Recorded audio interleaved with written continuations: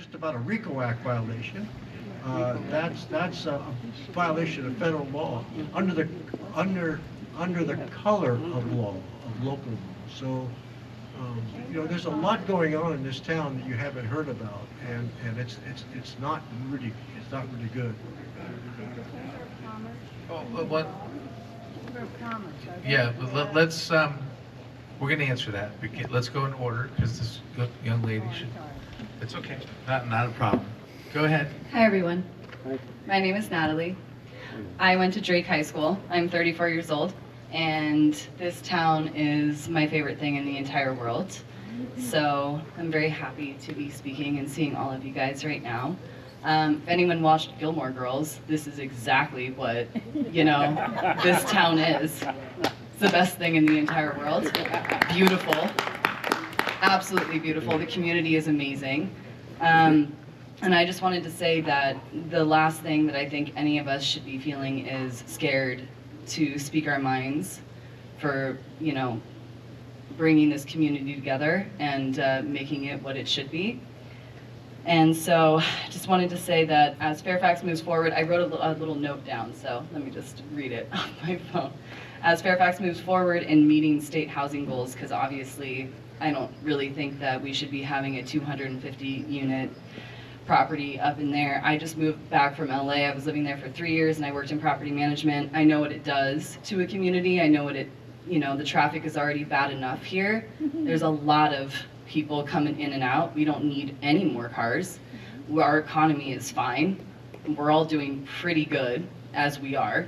I mean, I look out and I see a bunch of successful people, so I don't really think that we need to have a 250 person unit, but I understand that, there are certain ramifications and things that need to be, set in place.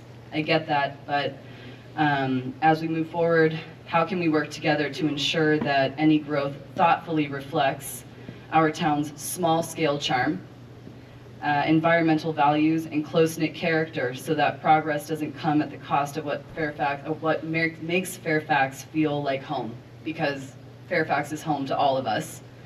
And even more than that, we raise our kids here. I mean, me being a young girl, I grew up and loved being able to go out to the Inkwells, being able to go out to Stinson Beach, being able to go out and ride my horses out at Creekside, being able to enjoy life.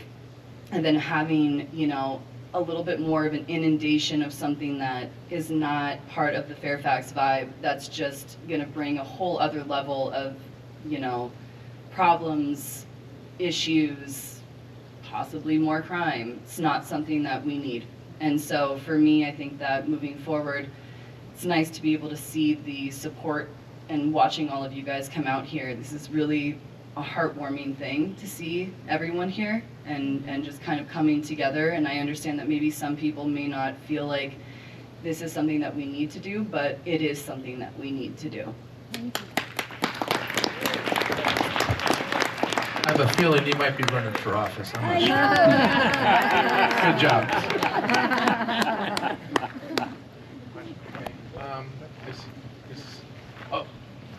Okay, we're going to go 1, 2. Okay. And then Chris, is Chris still here? No, he loses his concentration. Thank you. Yeah, no. Is this on? I just want to thank Frank and Mike, because I know what it takes. I used to get calls, come down and help me at the council meeting, and I know how long you're there. Not only do you prepare for the meetings, but then sometimes they run 1 to 2 o'clock in the morning. And now you're getting guff from other council members and staff, and you're being cut out of the loop of communication. This is not okay what's happening. I've never seen this. And I started helping, 40 years ago probably. I've really never seen this. I just wanted to talk about the traffic on Park Road. The idea that you're going to add any more traffic to that road is just unbelievable. It's already at a standstill just for senior yoga. Yes. Imagine, this morning, I saw something that really frightened me. There was a kid on a motor scooter, and he was going way over the speed limit. And there was an old lady, maybe 85, 90, I don't know. he just missed her. He wasn't paying attention. This is crazy what's going on in our town. In our neighborhood, they wanted to take all the traffic off of Bolinas Road, turn it into streets for people. And they wanted to put it on to Dominga Avenue, which is already a slalom course. Anybody who's ridden on there, and it's at the end of the street, there's a super sharp turn. That was Renee Goddard doing that for us. At least she's gone.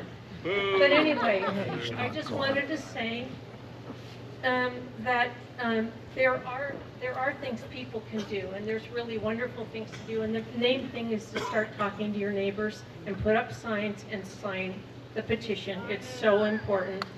And we have some excellent writers. And one of them is here. She may not want to identify herself, but her articles are on the Marin Post. And really excellent. Talia Dryheim, please read them. A lot of times we just need more information to know how to speak to people. And so arm yourselves well.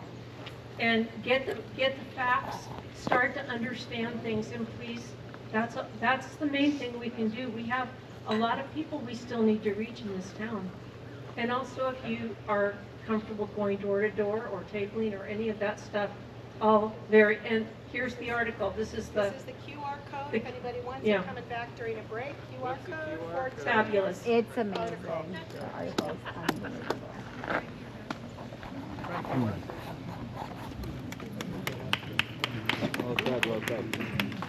I'm Molly Ray. I've lived here for 40 years, and I just wanted to say I'm not on Facebook, I'm not on any social media, and I am not getting any information. I ran into Frank who told me about this, so that's why I'm here. But I feel like our town needs some kind of board at the parkade or something where we can post information that's pertinent to our town that's happening, regardless of whether it's for or against, just that we have that information that's visible, because I'm a visual person. I need to see it, and I'm not even hearing it.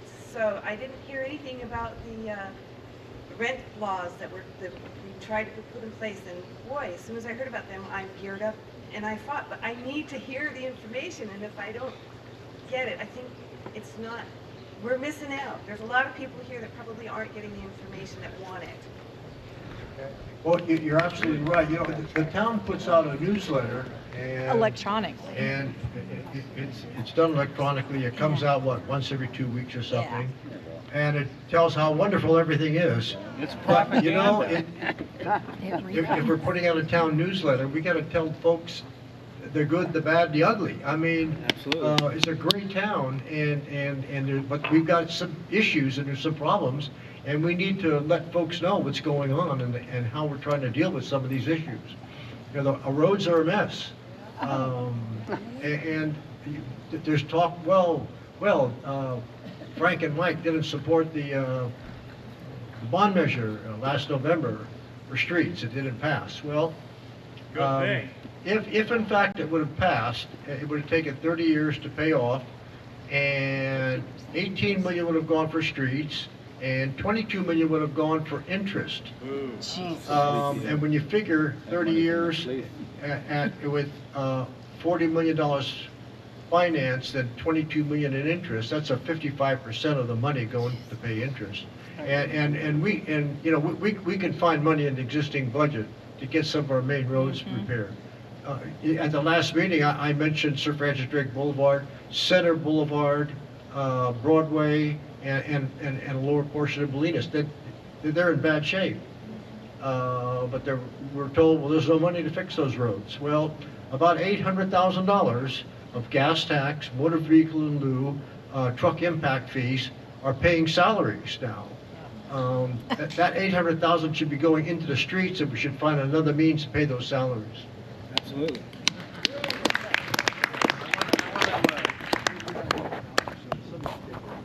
It's fine. But I want to address the budget. Okay? I want to address the budget. So there's a lot of talk about where the money's going to come from to pay for certain things. And here's what I know about the budget. I knew it when I was running, and I mentioned it at every single meeting. just on the aside, one meeting, an hour and 45 minutes had gone by, and I was just ready to finally say something, and I get 30 seconds into what I'm saying, and I got cut off by the mayor. Okay, thank you very much. Hour and 45 minutes. Now, as far as the budget goes, everyone agrees there's never been more money in our budget. Property taxes are bringing in more money than they ever have because we know the price of real estate's never been higher in this town. So people say, oh, the budget's just fine, the budget's just fine. Look at it, it's balanced and this and that, and that's what some people think. That's not the disagreement. The disagreement is how we're spending the money. I will tell you real quick, the fire department has the same size department, basically. The police department has the same size department, basically, from 10, 20 years ago. The public works department has about the same size. But what's inflated, and to no fault of anyone who actually works in it, but what's inflated in terms of staffing, Mark, am I right? Is the staffing at Town Hall. And it's considerably more. There's more cubicles there. There's over by Perry Park, that used to be a after school for children, a little after school center. Lou, is that right? That's correct. And now it's full of offices. There's more people working. That money there can be redirected, redone, and put into the streets. Additional money that we could be putting into the streets. They all agree that what I'm saying is true. They just disagree that that we should do it. So they agree that there's too much staff or more staff, and but they're not willing to make the changes. So that's where we're stuck. So there's a few people that I'm going to pass this out to. Chris. Test 1, 2. Greetings, everyone. Hi. Thank you to Mike and Frank for hosting this event. We're here because we're not happy. And I'm a 3-time loser for town council, so I'm actually really conversant with all the issues. I served 2.5 years on the Climate Action Committee and quit because Bruce Ackerman didn't do his job reporting our findings to the town council. And then Stephanie Hellman denied the funding for $200 worth of our Everyday's Earth Day in Fairfax. These 3 giant plywood signs. They could have used them in the parade, whatever. So bottom line is, I'll keep it short. I have way too much information to give you. I think one of the most important things we can do is administrative detail. So it turns out that now, nothing can be heard by the town council without 3 town council members voting for it to put on the agenda. This is a disenfranchisement. We're paying taxes without representation in this particular case. And I'm a Yankee from Boston. Yes, I've lived here my whole life, but still, we believe in constitutional values. So the bottom line is, if someone and one individual council member wants to put something on the agenda so staff can discuss it, so we can all participate, the current situation is just wrong. You used to be able to just ask your friendly town council member, can you put that on the agenda, and it'd be on there, and then we'd have a discussion, and staff could make a report, this and that. Like my bicycle lane for downtown Fairfax. Oh, good luck with that. So Climate Action Committee, I worked hard. Thank you. Thanks, Chris.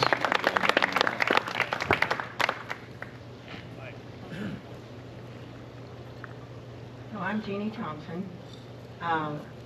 Like a lot of people here, I was born and raised in Fairfax, and I'm appalled to think about what those changes might be with the housing issues.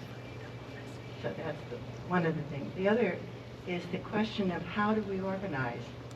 When you mentioned the intimidation of some of our businesses, certainly the Chamber of Commerce should use their power, authority, or influence, right, thank you. And we should be able to use other models.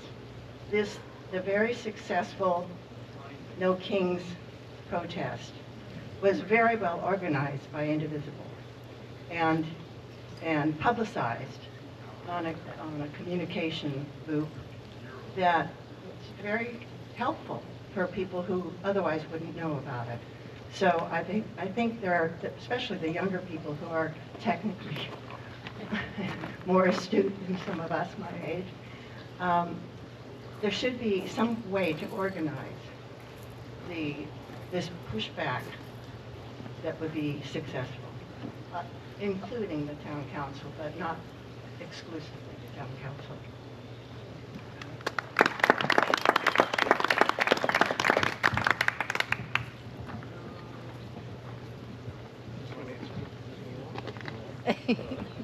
They rotate which one works. Hello? Hello? Goodbye, goodbye. There, now. Hello? There you go. Get mad at it. Rick Hammers over here, he's got a question too. Where's Rick? I'm over here. Okay, we're gonna hit everyone. I have an order that I've been seeing these, so you're gonna get one, and so are Okay, you. Mike.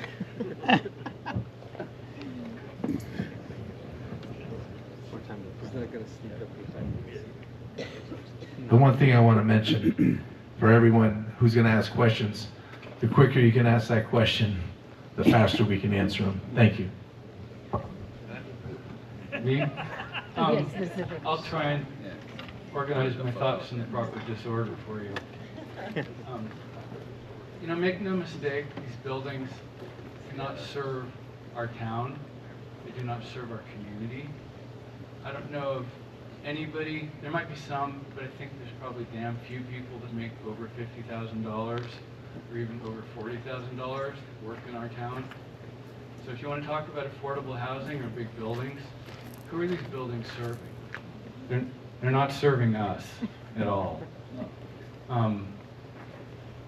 Besides that, I'd like people to be honest, and if you're gonna say bullet points, and if you're gonna put things out about one side or the other, don't parrot bullshit. I mean, I know for a fact that Liesl, for example, doesn't work for the developers. And you know how many people I've heard say that she's being paid by the developers? It's like, I'm sorry, that's just not true. And if you want to have a vote on something, at least put out valid information. Other than that, I don't know if you guys saw what I did for the parade. I dragged a 7-story building down the road. Yeah. And I'm amazed at how few people seem to know. What it was. Mm-hmm. And then there's people who just don't care. I'll put myself out there. I'm going to go chain myself to the fences of the buildings or whatever the fuck they try and build. Excuse my language. And I hope that people will join me. We can't allow this to happen. And we need housing, which also means what are we doing to create it?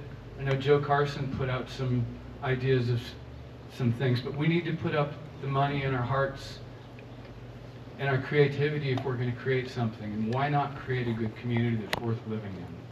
And where are anybody's kids going to live? I mean, everybody's here has gray hair. Nobody's children can live here. Affordable housing for under $120,000. How about affordable housing for people that work at Good Earth and make $30,000? Sure. What are we doing to serve us?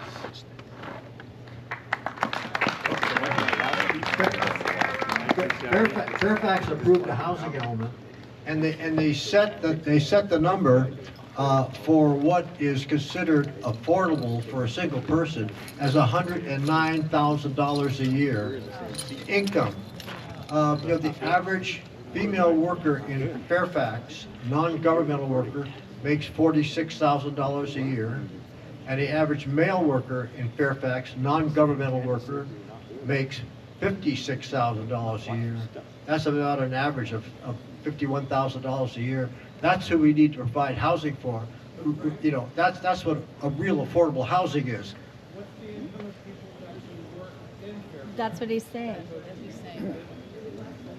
I don't think there's no way there's a stat for that. 45 to 55. And they never said it was affordable from day one. If you're in my age, yeah, and you're not Where's- working in the food where's and beverage Rick's mic? industry, Yeah. 1000%. Go ahead. Okay, guys. Hey, these aren't one big conversation. Mm. It's Sorry, Mike. questions and then the answers. Go ahead, Rick. Hi, thanks, Mike. Frank, between the two of you, I'm just going to take a wild shot. There is something in the order of 75 years of political experience. Okay? Mike, in addition to that, has a lot of corporate experience, business experience. And on the other side, the other 3 council members have maybe a third of your experience. You only need to persuade one of them to get a majority, okay? If the 2 of you are together or aligned, you only need to persuade one, and that becomes a majority. But in order to do it, you need to reach across the aisle, okay?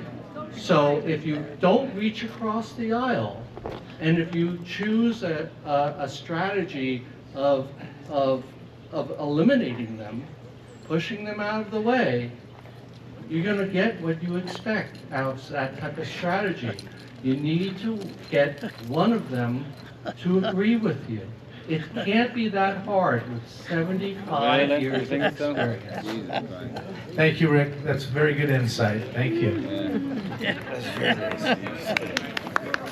There's a question in the back there. It may be easier said than done, Rick. Yeah, go figure.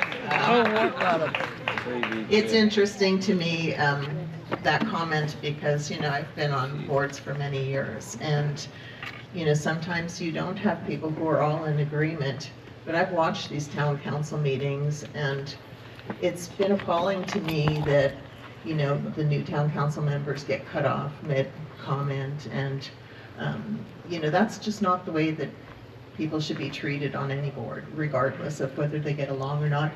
And the existing 3 town council members had the opportunity to reach out across the aisle, and they did not take advantage of that. So it's unfair to ask the 2 new people to do that. But my comment really was this community needs to understand why 6 or 7-story buildings are all of a sudden acceptable in today's world. This community doesn't understand how we can end up with having to even worry about that kind of a thing in our community. And I think we need to find a way to start getting out there in the community. I also think it's absurd that the town council is told not to talk about a topic that's really important to the community. Right. I mean, why would their attorney tell them to be silent? There are representatives. We need to be able to talk to them and have conversations with them about topics that are of interest to our town. And they shouldn't be told not to talk about it with their constituents. That's ridiculous. Yeah. But I think we need to start putting together some kind of flyers, and you know, we would walk our entire hill and hand out flyers to our neighbors to make sure that everybody knows about issues. If the town's not willing to put it out, can we all contribute to a fund and get some things printed and let people know that they need to start advocating on behalf of the community? And I think we need to start having some protests downtown and invite people to come to them. We need to be visible in the community and say, this is not what our town wants. We do need housing. There's lots of ways that we can do that. It doesn't have to be a 6 or 7-story building. That's totally out of character with our community. And so we need to support and say, yes, we want to find solutions, but we don't want this monster in our community. Yeah.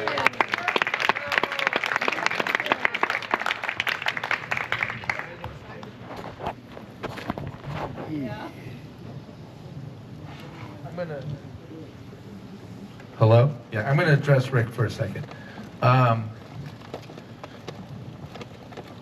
You're right about the 75 years of experience, but don't think that we haven't tried to reach across the aisle, because we do it all the time. And we're representing, in the last election, 5 out of the 6 major issues, we were on, I guess, the side that won at that point. And so believe me, my whole job in my life as a business leader, as a entrepreneur, as a volunteer for the town of Fairfax, is to bring people together. So that's how I would view that. It's not from lack of trying. So thank you.